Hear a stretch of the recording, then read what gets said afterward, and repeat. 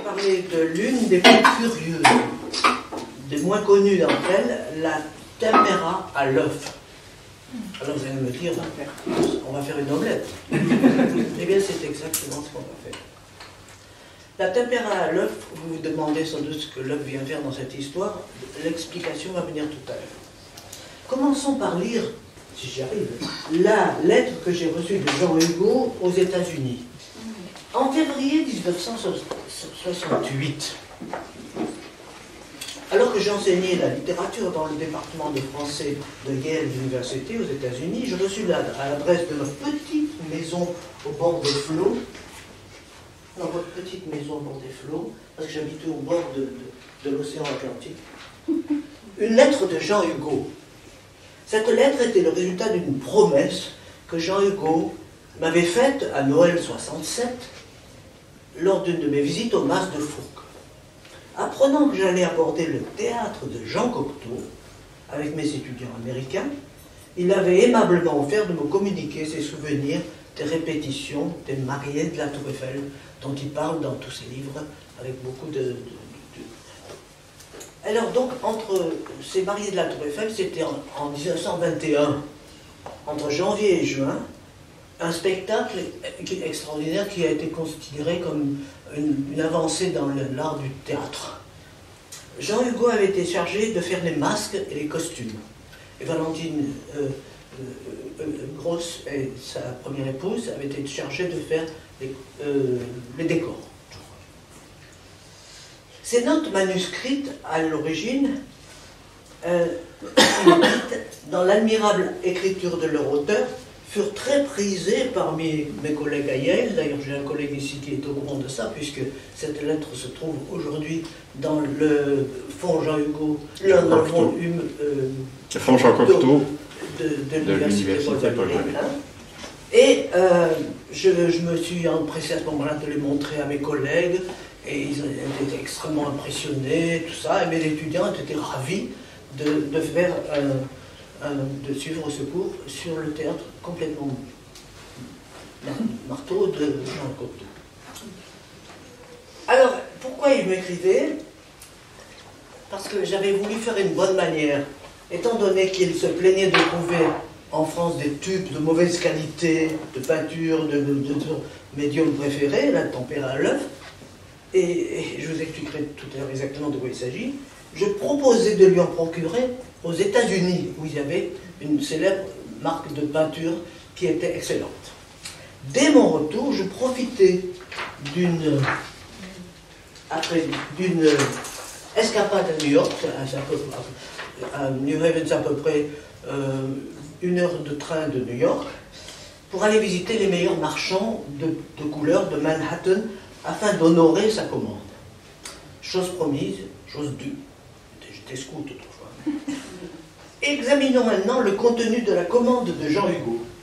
Le spectre des 13 couleurs que vous avez là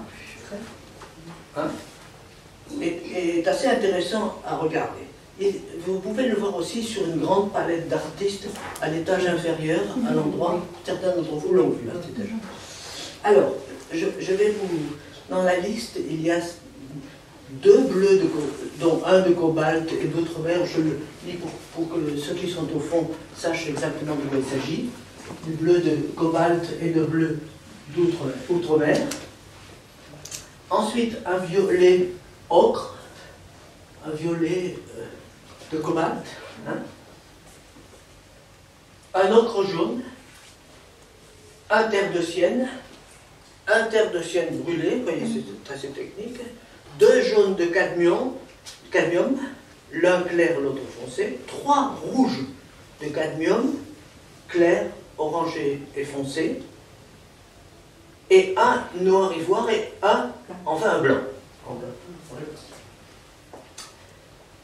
Marie Hugo, qui n'était pas là aujourd'hui, mais qui a eu le privilège, au début de sa carrière, de travailler dans l'atelier de son père, m'a précisé que le peintre avait sur sa palette bien plus que de 13 couleurs, et qu'il faisait naître d'infinies nuances, de subtiles variations entre ces couleurs. Ici, il faut que je vous rappelle faut que je vous dise comment on obtient les couleurs qu'utilisent les peintres. Les tubes de couleurs, donc, que nous connaissons bien aujourd'hui, n'ont été inventés, figurez-vous, qu'au début du 19e siècle. C'est-à-dire que tous les peintres avant le 19e siècle faisaient leurs propres couleurs. Ça paraît incroyable. Auparavant, chaque artiste devait se charger lui-même, ou bien demander à un domestique ou à un enfant de lui préparer et de créer des couleurs à partir de pigments solides, de pigments de couleurs solides, d'origine minérale souvent, et parfois même organique, d'origine non minérale. Il fallait les concasser, pulvériser, mélanger tout ça, cette poudre, à un corps gras, pour que les couleurs deviennent liquides en quelque sorte. C'est ainsi que le grand artiste Michel-Ange a appris son métier, vous saviez-vous? En broyant les pigments de son maître de Florence lorsqu'il était enfant dans l'atelier du peintre à Florence. Ça paraît incroyable que c'est là qu'il a appris son métier, c'est là que sa vocation de peintre, alors qu'il est seulement un petit ouvrier de trois fois rien. C'est donc cette lettre-là,